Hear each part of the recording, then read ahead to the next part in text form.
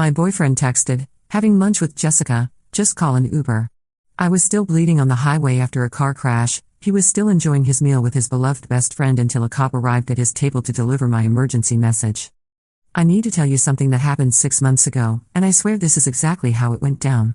You're going to think I'm making this up, but I have the hospital records, the police report, and the text screenshots to prove every word." My boyfriend of 3 years, let's call him Marcus because that's his name and honestly, he deserves whatever comes to him, sent me that text at 2:47 p.m. on a Tuesday. I remember the exact time because I was staring at my phone in disbelief when the semi-truck ran the red light. But let me back up. You need the full picture to understand just how twisted this gets.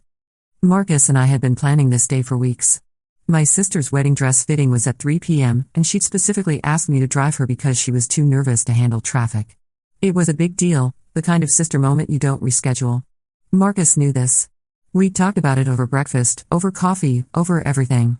He was supposed to pick me up at 2:30 so I could grab Sarah and make it to the boutique on time. At 2:45, I'm standing outside my apartment building with my purse and the little gift bag I'd wrapped for Sarah, this vintage pearl bracelet that belonged to our grandmother. My phone buzzes. Running late. Having lunch with Jessica, just call an Uber. Just like that. No apology, no explanation beyond the obvious lie. Jessica. His best friend from college who somehow needed emergency lunches every time I had something important going on. The same Jessica who'd been texting him at weird hours, who he'd gotten defensive about when I asked innocent questions, who apparently had more access to my boyfriend's schedule than I did. I should have been furious. Instead, I felt this cold, hollow sensation in my chest, like something breaking that I hadn't realized was already cracked. But here's what really gets me, I still called the Uber. Because my sister needed me, and that mattered more than Marcus being a selfish piece of garbage. I was raised to keep my commitments, even when the people I loved couldn't manage the same basic courtesy. The driver was the sweet older man named Roberto who kept apologizing for his English even though it was better than half the people I went to college with. He had pictures of his grandkids hanging from his rearview mirror, and he was telling me about his daughter's quinceañera while I sat in the backseat, still staring at that text message. "You okay, mija?" he asked, glancing at me in the mirror. "You look upset." I almost laughed. Upset didn't begin to cover it.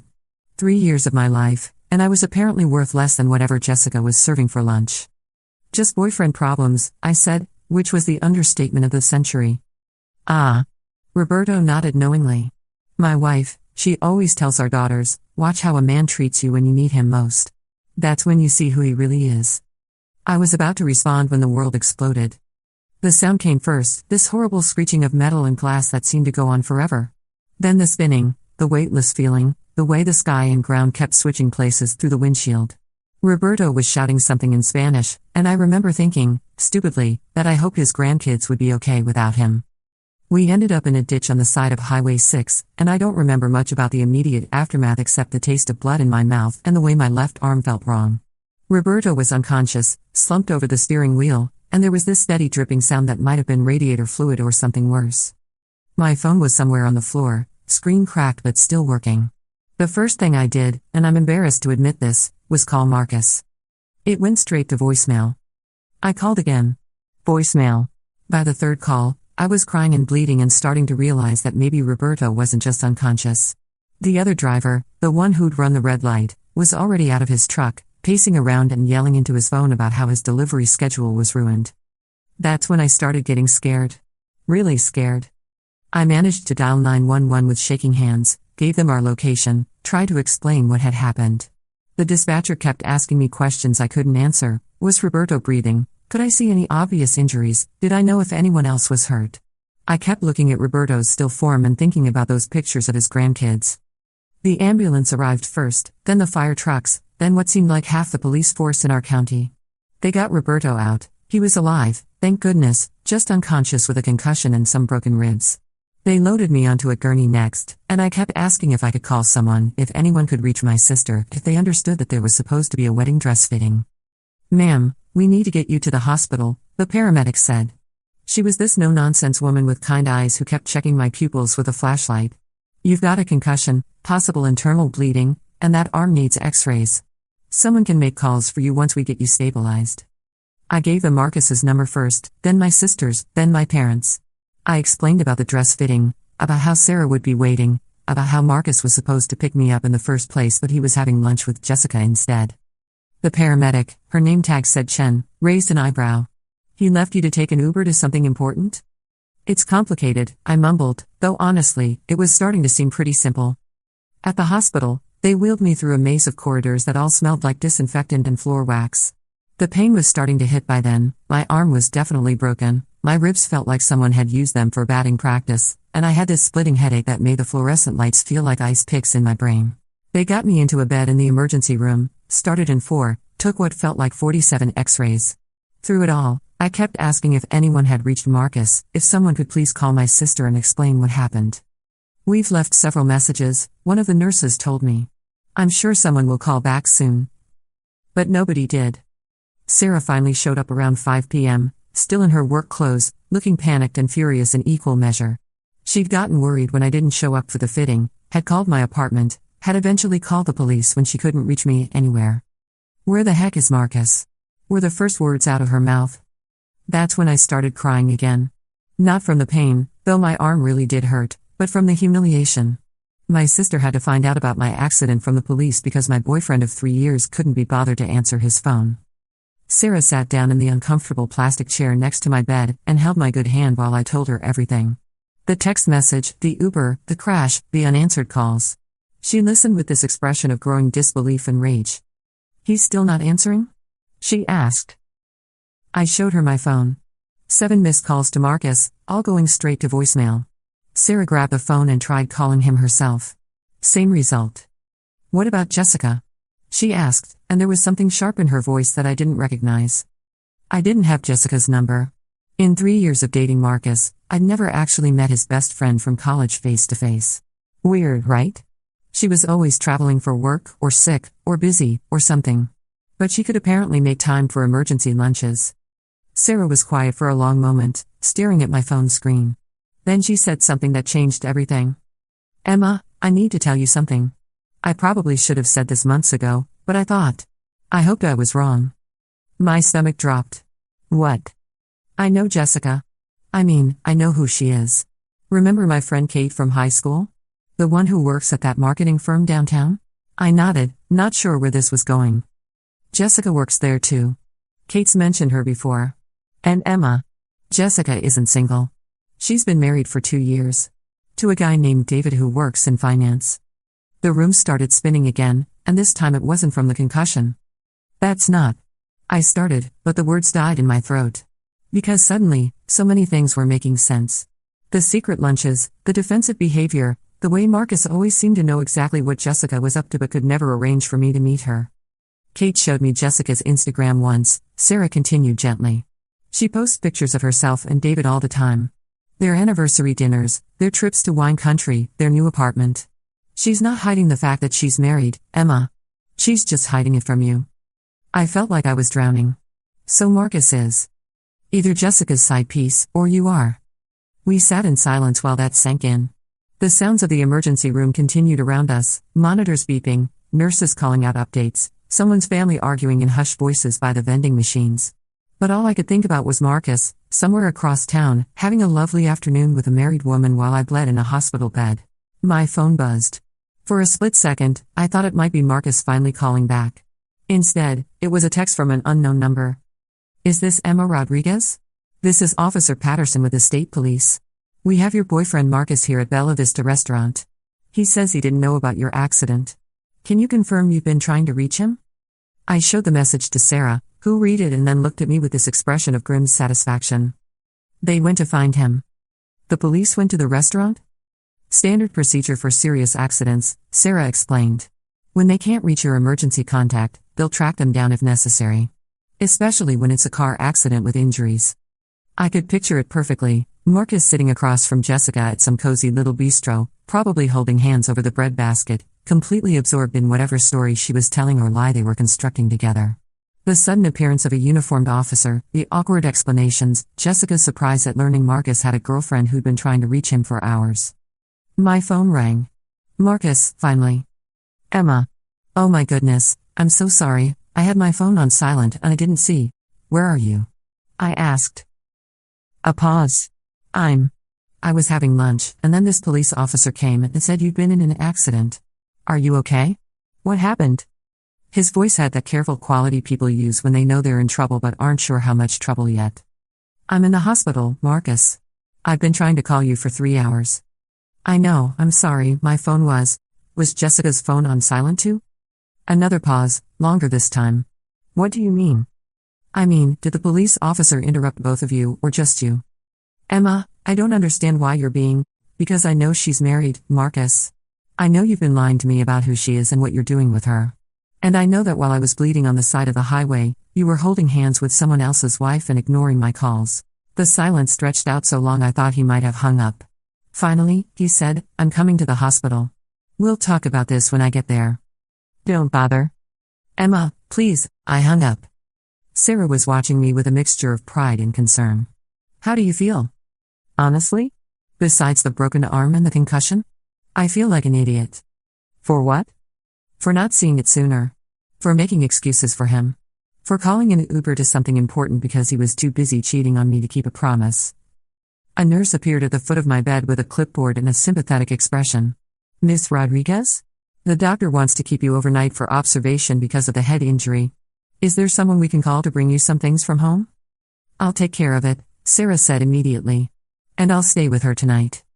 After the nurse left, Sarah leaned forward in her chair. So what happens now? I thought about it.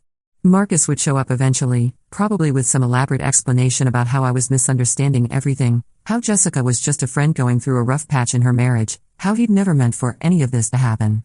He'd be sorry and charming and just convincing enough to make me doubt what I knew to be true. 3 days ago, I probably would have believed him.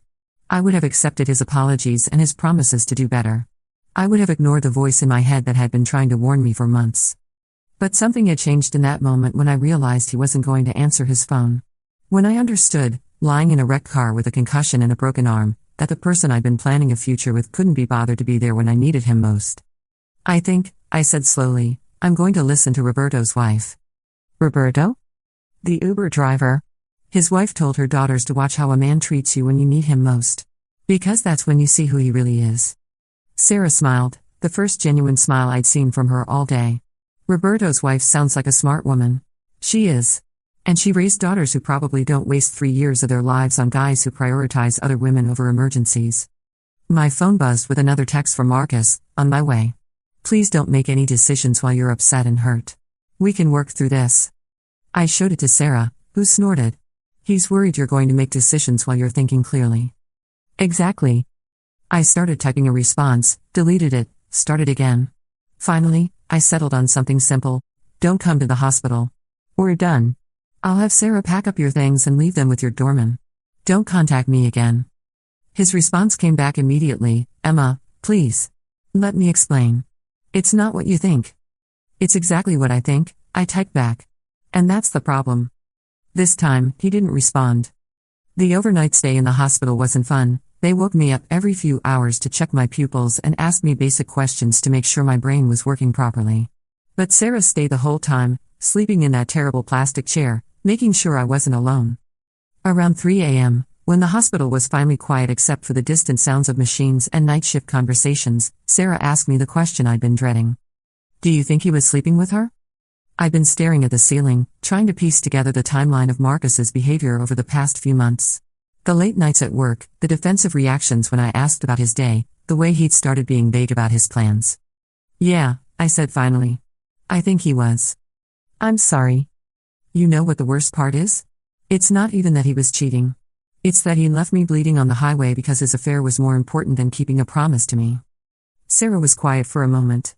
Then she said, you know what I keep thinking about? That text message. Having lunch with Jessica, just call an Uber. Like you were some casual acquaintance he was blowing off, not his girlfriend of 3 years. She was right. There was something so dismissive about that message, so careless. Like my emergency didn't rate a proper excuse or even a believable lie. He couldn't even be bothered to come up with a good story, I said. Just running late, like I was supposed to accept that and move on. Because he thought you would. The truth of that hit me like a punch to the chest. He thought I would accept it because I always had before. All those times he changed plans at the last minute, all those excuses that didn't quite add up, all those moments when I'd chosen to trust him instead of trusting my instincts. I trained him to treat me this way, I said. No, you didn't. He chose to treat you this way. You just chose to love someone who didn't deserve it. I started crying again, but this time it felt different. Not the humiliated tears from earlier, but something deeper. Grief, maybe, for the 3 years I'd wasted, for the future I'd imagined that was never going to happen. I really thought he was going to marry me, I whispered. Maybe he thought so too. Before Jessica. Or maybe he was always looking for an upgrade and I was just convenient until something better came along. Sarah reached over and squeezed my good hand. His loss, Em. Seriously. You're going to find someone who answers his phone when you call.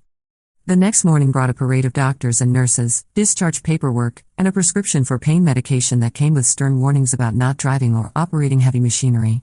My arm was in a cast that would stay on for at least 6 weeks, and I had a follow-up appointment with a neurologist to make sure the concussion was healing properly. Sarah drove me home in her car, and we spent the ride in comfortable silence. It wasn't until we pulled into my parking lot that I realized I was going to have to face the physical reminders of Marcus everywhere, his toothbrush by the bathroom sink, his favorite coffee mug in the dish drainer, the spare key to his apartment hanging on my keyring. Do you want me to come up and help you pack his stuff? Sarah asked. Not yet. I think I need a day to process everything first. But as we walked up to my apartment building, I saw Marcus sitting on the front steps. He looked terrible. Wrinkled clothes, messy hair, dark circles under his eyes like he hadn't slept. For a moment, I felt a flicker of the old sympathy, the instinct to comfort him even when he was the one who'd hurt me. Then I remembered the sound of my phone going straight to voicemail while I sat bleeding in a wrecked car. Emma, please, he said, standing up as we approached. Can we just talk? There's nothing to talk about. I made a mistake. You made a choice, I interrupted. When I needed you, you chose Jessica. When I was hurt and scared, you chose to ignore my calls. When a police officer had to track you down at a restaurant, you chose to lie about why your phone was off. Sarah positioned herself slightly between Marcus and me, which I appreciated. It's not that simple, Marcus said. Jessica was going through something, and I was just trying to be a good friend. Is Jessica getting divorced? I asked. He stopped mid-sentence. What? If she was going through something that required emergency lunch meetings and secrecy, I assume she's leaving her husband David. When's she filing papers? Marcus's face went white. How did you know that she's married? That you've been lying to me about who she is for months? That while I was in the hospital, you were on a date with someone else's wife? It's not what? Not an affair? Not a betrayal? Not the reason you couldn't be bothered to answer your phone when your girlfriend was bleeding on the side of the highway? People walking past were starting to stare, but I didn't care. 3 years of swallowing my doubts and giving him the benefit of every doubt had led to this moment, and I was done being diplomatic. I love you, Marcus said desperately. We can work through this. People make mistakes. This wasn't a mistake, Marcus. This was a pattern.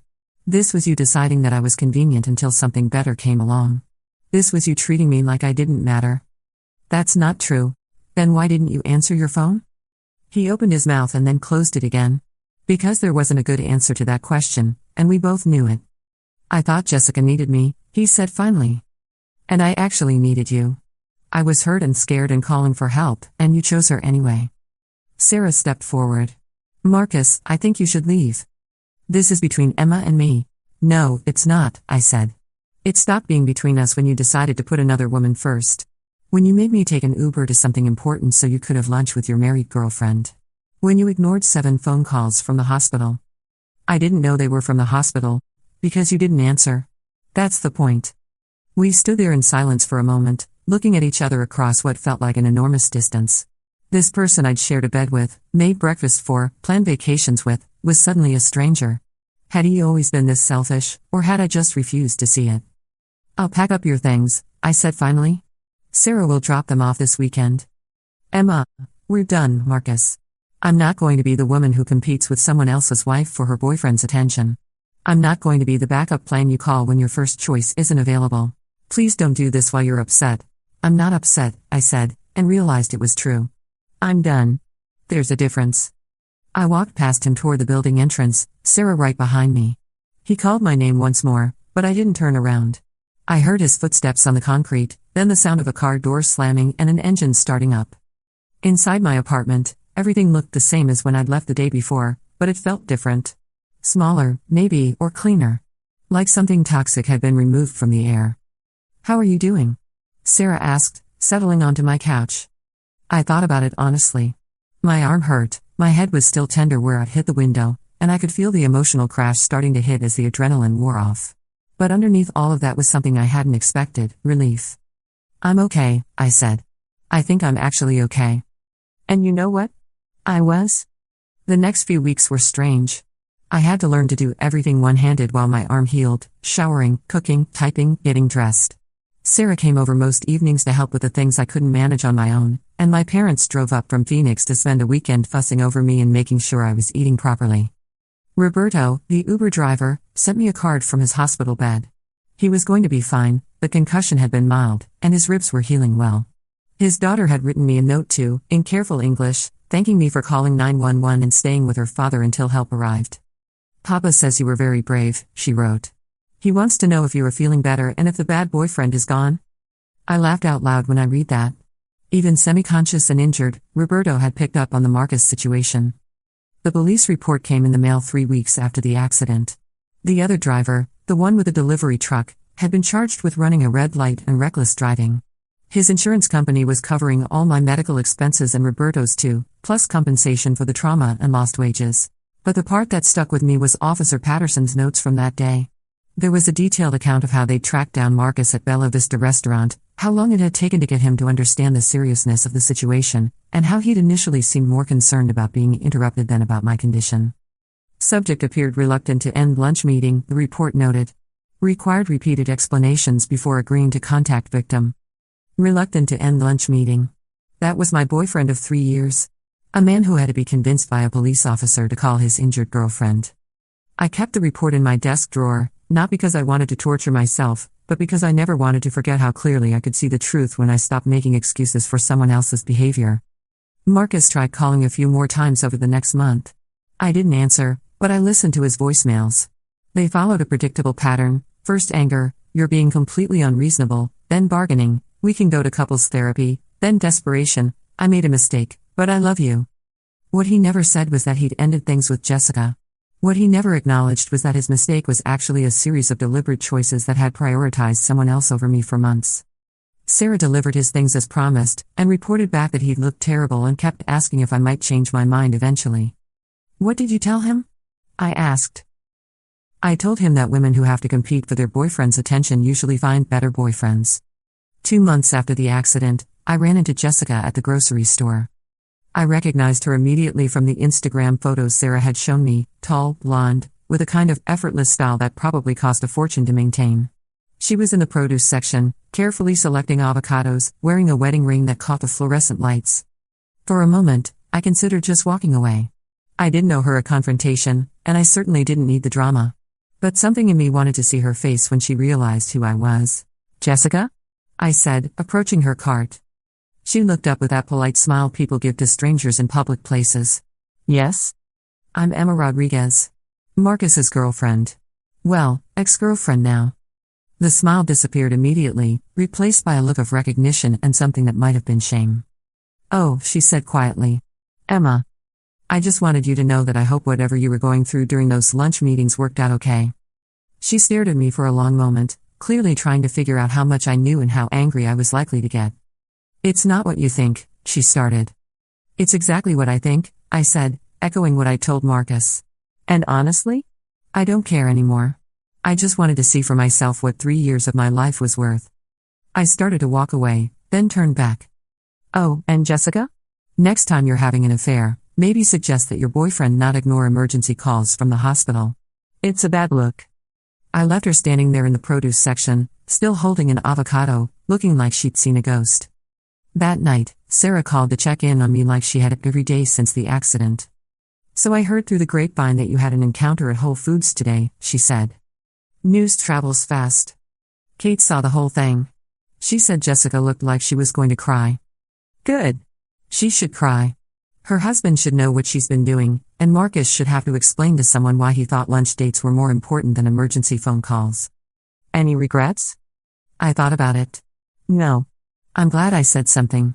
I'm glad I looked her in the eye and let her know that her choices had consequences for real people. And how are you doing otherwise? Honestly? Better than I expected. My arm is healing, my headaches are gone, and I'm sleeping better than I have in months. No heartbreak? Some, I admitted. But not for Marcus. For the 3 years I wasted, for the version of him I thought I was in love with. I'm mourning something that never actually existed. 6 months later, I'm writing this whole story down because I want to remember every detail. Not because I'm bitter, though I was, for a while, but because I want to remember what it felt like to finally stop making excuses for someone who didn't deserve them. I found out through mutual friends that Marcus and Jessica lasted about 6 weeks after our breakup. Apparently, once the excitement of sneaking around was gone, they didn't have much in common. Jessica stayed with her husband David, and Marcus is dating someone new now, a girl from his gym who's probably getting the same treatment I got for 3 years. Roberto and I stay in touch. He's back to driving full-time, and his English has gotten even better.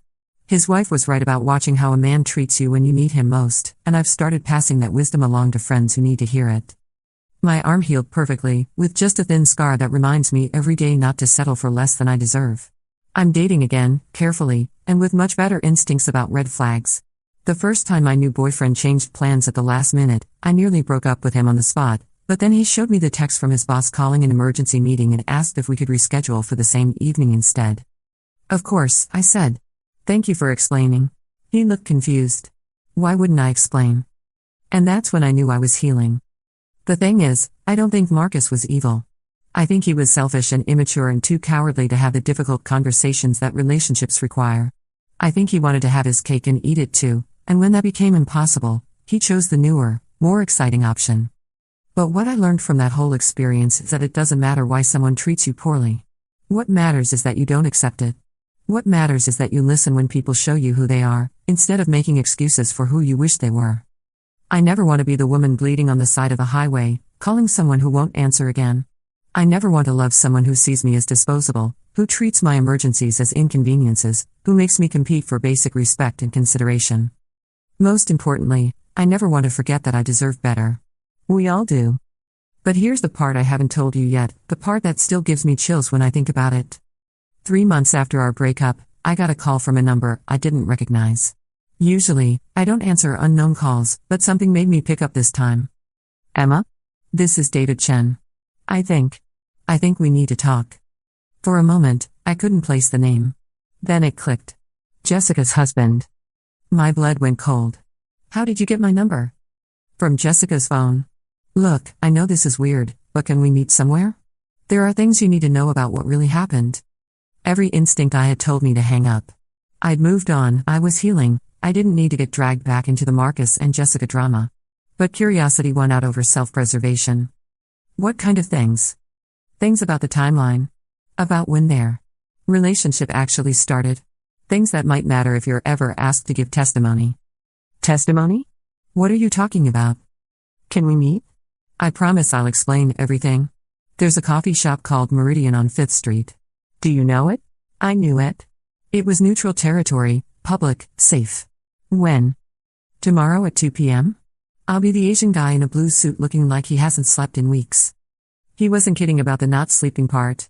When I walked into Meridian the next day, David was exactly where he said he'd be, hunched over a laptop with dark circles under his eyes and the kind of exhausted expression that comes from having your life imploded.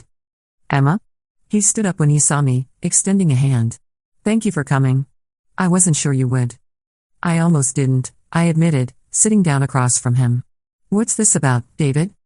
He closed his laptop and leaned back in his chair. How much do you know about Jessica's job? Marketing, right? Downtown somewhere. She's a forensic accountant, he said. She investigates financial fraud for corporate clients. Very good at her job, very detail-oriented, very good at finding patterns that other people miss. I frowned. Okay. She started working on a case 6 months ago. A mid-sized construction company suspected one of their project managers was skimming money from supply budgets. Jessica was brought in to trace the paper trail and build a case for prosecution. My stomach started to drop. Marcus works for a construction company. Brennan Development Group. Yeah. David pulled out a folder and set it on the table between us. Emma, your ex-boyfriend has been stealing from his employer for almost 2 years. Small amounts at first, then bigger and bigger chunks as he got more confident. Jessica figured it out within the first week of looking at the books. I stared at the folder, not wanting to touch it. That's impossible. Marcus isn't a thief. The evidence says otherwise. Inflated supply orders, kickbacks from vendors, phantom overtime claims. He was smart about it, never enough to trigger automatic audits, always spread across multiple projects. But Jessica is smarter. Then why didn't she report him immediately? David's expression darkened. Because he found out she was investigating him. And he had leverage. What kind of leverage? Photos of Jessica coming out of a hotel with a client. Innocent photos, they were just meeting for a business lunch in the hotel restaurant, but Marcus had them taken by a private investigator and made them look like something else. He told Jessica that if she turned him in, he'd send the photos to me and her boss, claiming she was sleeping with clients to get inside information. My head was spinning. So she was protecting herself? She was protecting her career and our marriage, yes. But Emma, here's the thing, Marcus didn't just want her to bury the investigation. He wanted her to help him steal more. I felt sick. Help him how? By feeding him information about which projects were being monitored, which accounts were getting scrutinized, how to structure the thefts to avoid detection. He turned her into an unwilling accomplice. And the lunches? Were Marcus giving her instructions and Jessica trying to figure out how to get out of the situation without destroying her life? David opened the folder and pulled out a stack of printouts. She recorded every conversation they had, Emma. Every single one. She was building a case against him while pretending to cooperate. He handed me a transcript. I recognized the date immediately, it was the day of my accident. This is from their lunch that Tuesday, David said quietly. You should read it.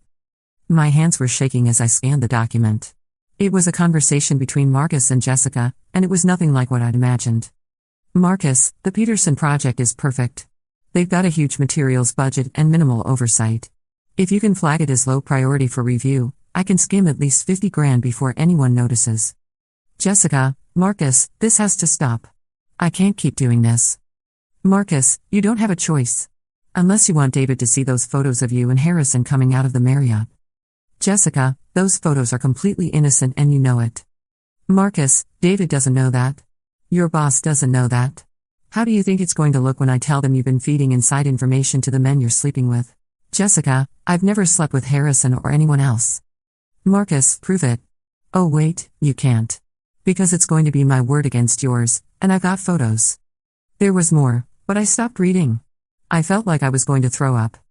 Emma, are you okay? David asked gently. He was blackmailing her. For months. And the worst part? Jessica kept trying to find ways to warn his girlfriend, you, about what kind of person he really was. She didn't know how to do it without exposing herself, but she was genuinely worried about you. I looked up at him in disbelief. She was worried about me? She knew he was stealing, she knew he was manipulative, and she was afraid of what he might be doing to you. That's actually how I found out about all of this. Jessica finally broke down and told me everything because she was so stressed about not being able to help you. My world was tilting again, but in a different way this time. So when I thought they were having an affair, Jessica was being coerced into helping him commit crimes. And Marcus was using their meetings to threaten her and plan bigger thefts. I sat back in my chair, trying to process everything. The day of the accident. When he didn't answer his phone. According to the transcript, Jessica had just told him she was done, that she was going to confess everything to her boss and let the chips fall where they may. Marcus was furious. He was threatening to ruin her career, her marriage, everything. And I was calling him while he was making threats. 17 times, according to Jessica's notes. She kept track of everything, Emma. She knew he was ignoring someone's calls, and she was horrified when she found out later that it was his girlfriend calling from a hospital. David pulled out another document. This is Jessica's formal statement to the police. She filed it 2 weeks ago, along with all the evidence she'd been gathering. Marcus was arrested yesterday morning. I stared at the police report, my brain struggling to catch up. Arrested? Embezzlement, fraud, blackmail, extortion. He's looking at serious prison time, Emma. And the reason I wanted to meet with you is that you might be called as a witness. A witness to what? To his character. To his pattern of manipulation and control. The way he treated you during your relationship, especially on the day of the accident, helps establish his state of mind and his willingness to put his own interests above other people's safety. I was quiet for a long time, staring at the police report without really seeing it. Marcus wasn't just a cheating boyfriend. He was a criminal who had been using intimidation and blackmail to force someone to help him steal money. And while he was doing that, he'd left me bleeding on the side of a highway because answering my calls was less important than making threats. There's something else, David said gently. The private investigator Marcus hired to take those photos of Jessica? He's been following you too. My blood ran cold. What? For months, Emma. Marcus had you followed, your routines documented, your activities photographed. We think he was looking for leverage to use against you if you ever started asking too many questions about his behavior. Leverage like what? Anything he could twist into something suspicious. Photos of you talking to male co-workers, having lunch with friends, going to places he hadn't approved of. He was building a file on you just like he did with Jessica. I felt violated in a way I couldn't even begin to describe. He was having me stalked. The investigator turned over everything when he realized what Marcus was really doing. There are photos of you going to work, going shopping, meeting your sister for coffee. Hundreds of them, Emma. He was documenting your entire life. David reached across the table and touched my hand briefly. I'm so sorry. Jessica is too. She wanted to warn you somehow, but she was terrified of what Marcus would do if she tried. Where is she now? In protective custody until the trial. Marcus made some pretty serious threats when he realized she'd been recording their conversations. The FBI is treating this as a potential witness intimidation case.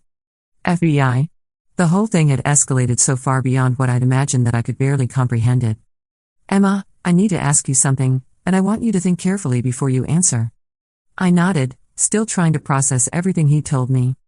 Did Marcus ever talk to you about money? About feeling like he deserved more than he was making, or being frustrated with his salary, or wanting to buy things he couldn't afford? I thought back over our conversations. He was always complaining about being underpaid. He said his boss didn't appreciate him, that he was doing more work than people who made twice his salary. Did he ever have money for things that seemed expensive on his salary? Dinners out, gifts, trips? Sometimes. I paused, remembering. Actually, yes. He took me to this really expensive restaurant for my birthday last year, and I remember thinking it seemed like a lot for someone who was always complaining about money. But he said he'd gotten a bonus. David was taking notes. Did he ever ask you to lie about his whereabouts? Or to say he was with you when he wasn't? No, but... I stopped, remembering something that had seemed insignificant at the time. He did ask me once to back up a story about him being sick if anyone from work called. He said he'd taken a personal day but told his boss he had food poisoning. When was this? Maybe 8 months ago? I thought it was weird, but he said his boss was really strict about personal days and he just needed some time to deal with family stuff. David added that to his notes. Emma, I know this is a lot to take in. But if you're willing, the prosecutors would like to talk to you about Marcus's behavior patterns, especially around the time of your accident. Your testimony could be crucial in establishing his character and his willingness to prioritize his criminal activities over other people's welfare. I looked at the pile of documents on the table, transcripts, police reports, photographs, bank records. Evidence of a life I'd been living alongside someone I'd never really known at all. He wasn't having an affair, I said slowly. He was committing crimes and using blackmail to force someone to help him. And when you needed him most, when you were hurt and calling for help, he was too busy making threats to answer his phone. The full weight of it hit me then. I'd spent months thinking I wasn't enough for Marcus, that I'd lost him to another woman, that I needed to compete for his attention. But the truth was so much worse and so much better at the same time. Worse because the man I'd loved for 3 years was a criminal who'd had me stalked and photographed without my knowledge. Better because none of it had been about me not being enough. It had been about him being a fundamentally dangerous person who was willing to hurt anyone who got in the way of what he wanted. I'll testify, I said. Whatever you need me to say, I'll tell the truth about how he treated me. David smiled for the first time since I'd sat down. Thank you. Jessica will be relieved to know you understand what really happened. Can I talk to her? I mean, I know she's in protective custody, but... I can ask. I think she'd like that, actually. She's been carrying a lot of guilt about not being able to help you sooner. As I drove home that afternoon, I kept thinking about that transcript from the day of my accident. While I was trapped in a wrecked car, calling desperately for help, Marcus had been threatening to destroy an innocent woman's life if she didn't help him steal more money.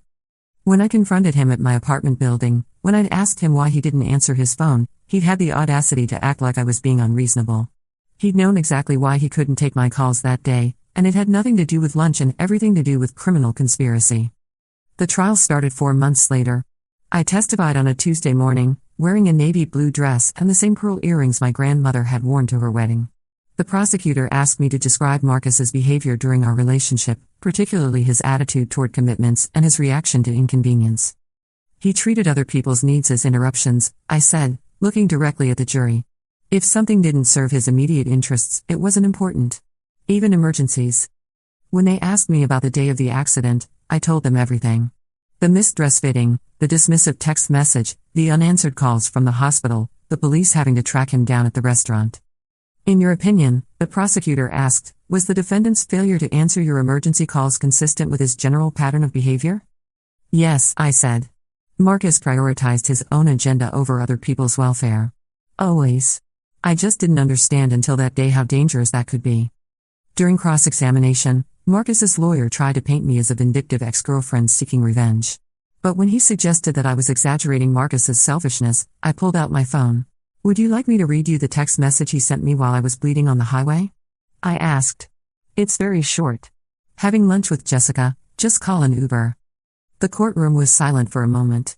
Even the defense attorney seemed to realize that there was no way to make that message sound reasonable. Marcus was convicted on all counts: embezzlement, fraud, blackmail, witness intimidation. The judge sentenced him to 8 years in federal prison and ordered him to pay full restitution to Brennan Development Group. Jessica and I met for coffee a week after the trial ended. She looked different than she had in the grocery store, thinner, more tired, but also somehow lighter. I owe you an apology, she said before I could even sit down. No, you don't. David explained everything? I should have found a way to warn you somehow. I knew what kind of person he was, and I let you stay with him because I was afraid of what he'd do to me. I sat down across from her and really looked at her for the first time. Jessica, he was blackmailing you. He was threatening to destroy your career and your marriage. You were a victim too. But you were in danger, and I knew it, and I didn't. You did what you could, I interrupted. You gathered evidence, you recorded everything, you built the case that put him in prison.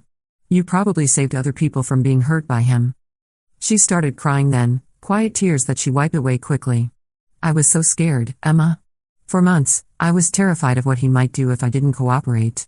And when I heard about your accident, about how he'd ignored your calls, I realized he was capable of letting people get seriously hurt as long as it served his purposes. Is that why you finally came forward? Partly. But mostly it was because I couldn't live with myself if he hurt someone else and I could have prevented it. We talked for 2 hours that day.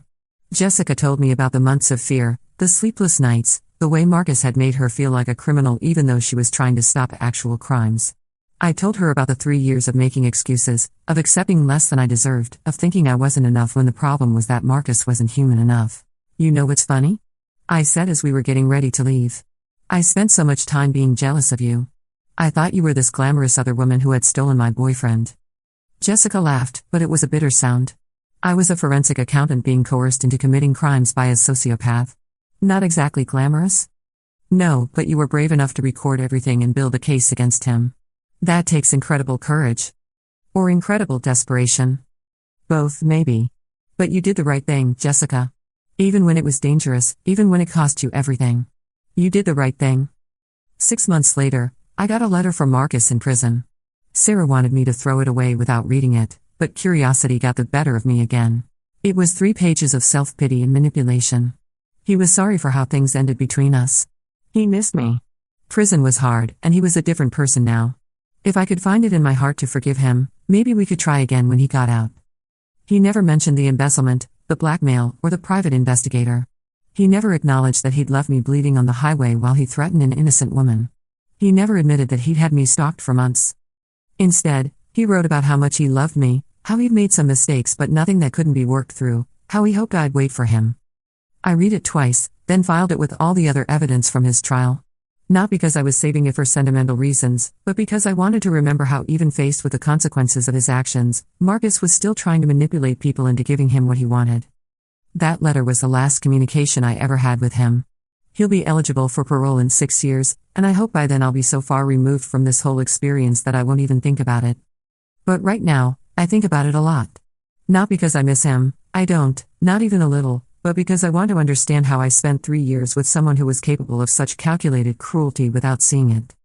The answer, I think, is that I saw what I wanted to see. I made excuses for behavior that should have been unacceptable. I convinced myself that love meant tolerating things that no one should have to tolerate. And if you're reading this and thinking about someone in your life who doesn't answer when you call, who makes you feel like you're asking too much when you ask for the bare minimum, who treats you like you're lucky to have them instead of the other way around, please remember Roberto's wife's advice. Watch how someone treats you when you need them most. That's when you see who they really are. And then believe them.